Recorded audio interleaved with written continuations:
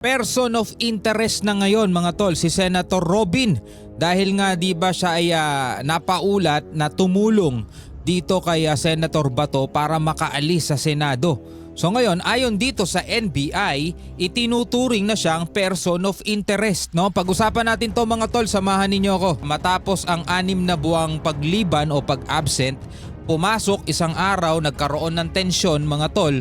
Tapos nagkaputukan pa at sa huling ulat na nakita natin, mula rin naman dito sa GMA News, no, nakita si Senator Robin na tumulong kay Senator Bato at si Senator Robin pa daw yung nagmaneho ng SUV, parang mala pelikula yung nagkaroon pa ng tangkang pagharang daw ng mga Senate security pero nalagpasan sila. Ngayon, si Senator Padilla ngayon ang gusto nilang questionin o tanungin kung nasaan si Senator Bato ngayon, no? Panoorin natin itong balita. Itinuturing na ng NBI na person of interest si Senador Robin Padilla kaugnay sa pag-alis sa Senado ni Senador Bato de la Rosa. Dapat din daw questionin si Senate President Alan Peter Cayetano. Pati si SP, no? Senator Alan Peter Cayetano kay questionin din. Live mula sa Pasay, nasa frontline ng balitang yan si Gio Robles. Gio, ano ba ang ibig sabihin ng pagiging person of interest ni Senador Padilla? Julius, bagaman kinumpirma ni Matibag na POI nga si Senator Robin Padilla, hindi raw ibig sabihin ito na iniimbestigahan siya bilang isang sospek. Ayon kay Matibag, person of interest si Senator Padilla dahil siya ang huling nakasama ng kapwa Senador Bato de la Rosa. Kaya posible raw na may mahalagang impormasyon si Senator Padilla sa kinaroroonan ni Senator de la Rosa. Asip naman na ituturo ni Senator Robin yun. Kahit nalalaman niya o meron siyang mahalagang impormasyon kung nasaan o yung kinaroroonan ni Senator de la Rosa. Asif naman mga tol, para namang hindi natin kilala si Senator Robin, hindi niya ituturo yun syempre. Siya nga yung tumulong mga tol bagamat alam niya na may posibleng umaresto dito kay Senator Bato, tinulungan niyang makaalis, di ba? Ano pa nga batay doon sa report na nakikita natin o napanood natin, binigyan pa natin ng reaction video yun, si Senator Robin pa daw yung nagmaneho. Di ba? So ngayon, dahil siya ang gumawa ng mga bagay na yun, kahit tanungin nila si Senator Robin, malamang sa malamang hindi na magsasabi yun, no? Ito yung mga kaguluhan doon sa Senate, grabe. Napadapa ang ilang ahente ng National Bureau of Investigation na nasa GSIS building nang marinig ang putok ng baril. Nakunan ang eksenang yan sa body-worn cameras ng mga ahente na nasa ground floor ng GSIS building. Grabe, kala mo talaga meron silang tinutugis na isang big-time drug lord, no? Dito sa ground floor sa Senate yung nagkakali yung putok. Pero kaya sila napadapa kasi nga nakarinig sila ng putukan kahit naman sino, syempre protect yourself na rin. Sabi nga dun sa report, ang unang parang nagpaputok yung Aplaska, si Aplaska. Nasa bahagi ng GSIS building ang mga ahenteng pinaputukan ni Aplaska. Si Aplaska daw yung nagpaputok. Ano yun? Sergeant at Arms yun sa Senate.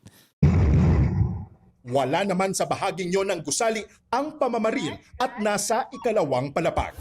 Sa panayam sa kanya ni News 5 anchor Cheryl Cosim sa programang One Balita Pilipinas, sinabi ni NBI Director Melvin Matibag na nakaupo sa GSIS side ng bridgeway sa second floor ng gusali ang NBI agent na pinaputukan ni Aplaska. Grabe yung Aplaska, no? Bigla-bigla na lang nagpapaputok, no? Doon po nangyari yung putukan, doon sa parang common area. Makikita niyo po yung pictures, maglalabasan naman dyan. May dalawang monoblock chair doon kasi doon po nakaupo. So, kaya narinig niyo naman, sinasabi niya, ang nasilip niya, 2 hanggang 3 tao. Overpower niyo na po yun kung 2 o 3 tao lang yan. Kung totoo man po yung sinasabi niya na threaten sila. Inilahad din ni Matibag na itinuturing na person of interest ng NBI si Senator Robin Padilla kaugnay sa kinaroroonan ng kapwa Senador Bato de la Rosa.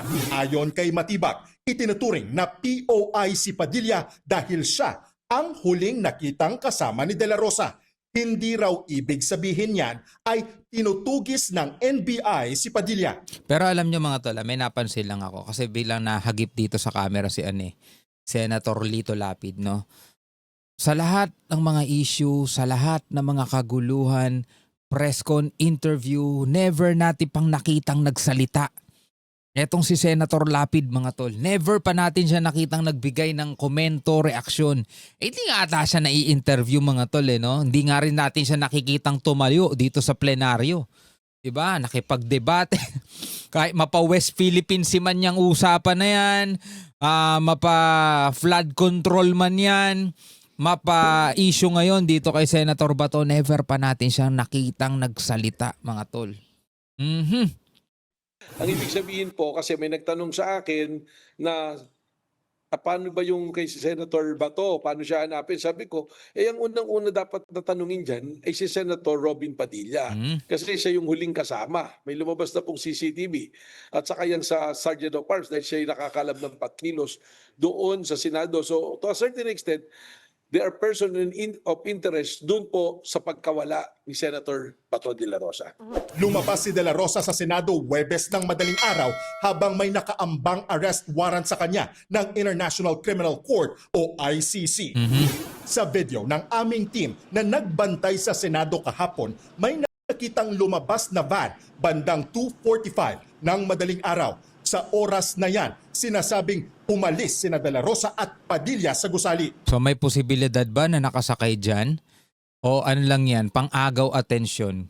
May kasunod itong puting SUV na may sticker ng Pasay Police. Hindi naman malinaw o maaaninag kung sino ang mga sakay nito.